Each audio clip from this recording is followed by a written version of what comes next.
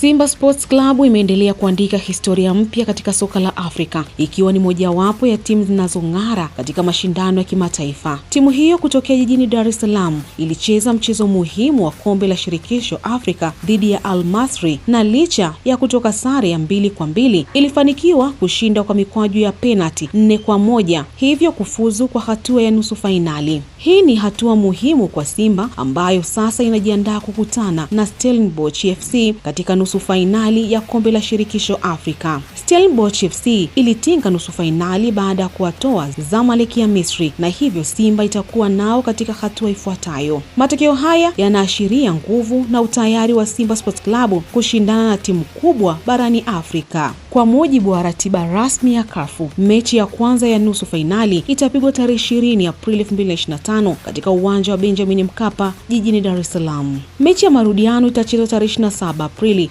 2025 nchini Afrika Kusini, nyumbani kwa Stellenbosch FC.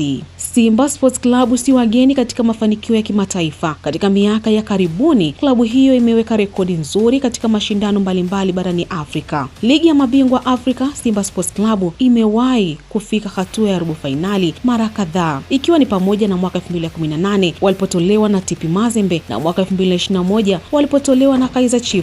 Katika mechi hizo walionyesha ushindani mkubwa dhidi ya vigogo wa Afrika. Kombe la shirikisho Afrika, hii ni mara ya kwanza kwa Simba Sports Club kufika nusu fainali ya kombe la shirikisho Afrika katika historia yake. Hatua hii ya kihistoria inaonyesha maendeleo makubwa ya klabu hiyo. Mashindano ya kimataifa kwa ujumla, Simba Sports Club imeendelea kuwa moja ya klabu bora kutoka Afrika Mashariki, ikiwa kinara katika soka la Tanzania na mwakilishi mwenye heshima katika ngazi ya bara. Kutokana na mafanikio haya ya kimataifa, Simba Sports Club imepanda hadi nafasi ya 4 katika viwango vya klabu bora Afrika vinavyocheza CAF mwaka 2025, ikiwa na jumla ya pointi 43. Hii ni mara ya kwanza kwa klabu kutokea Afrika Mashariki kufika kiwango hicho, hatua inayodhihirisha maendeleo makubwa ya soka nchini Tanzania. Mafanikio haya yanaonyesha kwamba Simba Sports Club ni tishio kwa timu yoyote inayoshiriki mashindano ya kimataifa. Haya ni matokeo ya juhudi kubwa kutoka kwa viongozi, benchi la ufundi, wachezaji pamoja na mashabiki wa klabu hiyo. Kwa sasa Simba Sports Club inaelekeza nguvu zake kwa mchezo wa nusu fainali dhidi ya Stellenbosch FC. Mashabiki wa klabu hiyo wana matumaini makubwa kuona timu yao inaendelea kung'ara katika mashindano ya kimataifa, huku ikionyesha ubora na uwezo mkubwa wa kushindana na vigogo wa soka la Afrika. Jina langu ni Fatina Suleimani.